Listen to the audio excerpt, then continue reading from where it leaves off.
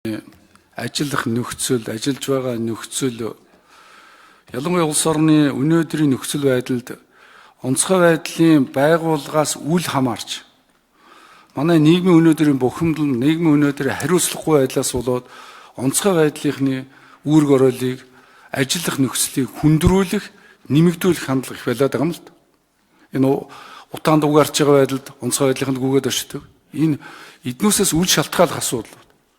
Утааны асуудал, гал төмрийн асуудал, хариуцлагагүй хөдөө орнуудад ингэж явж байгаад хичнээн аваар осол гарч байна.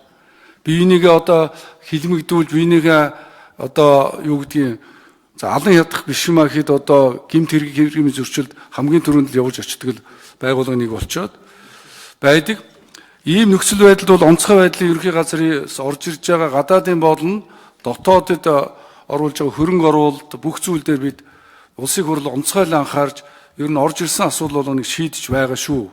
Тийм учраас онцгой байдлын нөхцөл энд талархаж онцгойл анхаарах ёстой гэж үзэж байгаа. Ер нь бол энэ дээр энэ зээлийн нөхцөл байдал бол үнэхээр онцгой сайн нөхцөл байдалтай зээл байна. 0.8% зээлийн хүү гэдэг бол энэ одоо дахин олдоход бол амаргүй юм зээлийн хүлдэ зээлдэ. Тэгээ энэ дээр бол одоо талархаж байгаамаа. Гэхдээ энэ зүгээр ер нь цаашдаа бодлогын хэмжээнд бол сая ирлээ шүү дээ. Оросын холбооны улсаас 31, Японоос 22, Солонгосоос 22, за Хятадаас 17 шиг юм ингээд нөгөө хөрөнгө мөнгөний нөхцөл байдлаас болоод ингээд нэг цуглуулга маягийн болчоод тэгээд тэр болгон дээр нь одоо яг л манай автомашины буруу өрүүлэлтээ, зөв өрүүлэлтээ энээс болоод ер нь замбрааг байдал хичнээн их болж байна. Хичнээн олон төрлийн марк орж ирж байна. Тэгээд засвар үйлчлэгээ нэг л мэдгүйгээд ийм гарч иртэй адилхан.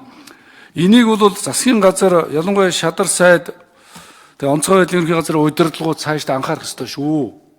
Бид бол Япон гэдэг юм уу аль нэгэн улс дээр илүү нэгдэн анхаарад тэгээд гамшигын нөхцөл байдалтай хамгийн их ойрхон бөгөөд одоо дэмжлэг авдаг газар бол Япон.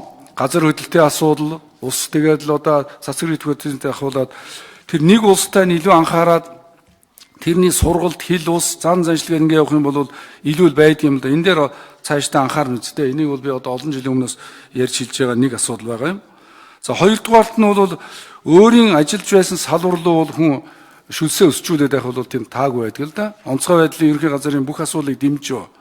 Тэгвэл онцгой байдал дээр бол сая энэ тендертэй холбоотой асуудал. За тэр тусгай зориултын тоног төхөөрж байна уу, хувцсан байна уу, үүс тэжээл байна уу, хуучирсан үүс тэжээл тэгэл очиод хэдэн жил хадгалаад тэрнээс нь болоод нөгөө малчдаа өгж байгаа шүү, өгөөгүй ч гэхээс ахуулаад анхаарах зүйл нэлээх байгаа шүү. Би бол ялангуяа энэ боловсон хүчний асуудал дээр бол юм ярьдгүй. Ярих юм бол олон юм бий. Зүгээр ажлаа сайн хийцгээгээрээ энэ ирж байгаа одоо ийм сайхан нөхцөлтэй одоо ийм дэмжил орж ирж байгаа тоног төхөөрөмж анхаарах хэрэгтэй. Уг нь бол энэ хуучин тоног төхөөрөмж хуу 4 нислэг дэргийн хэрэг байна уу, 2 нислэгийн дэргийн хэрэг байна уу?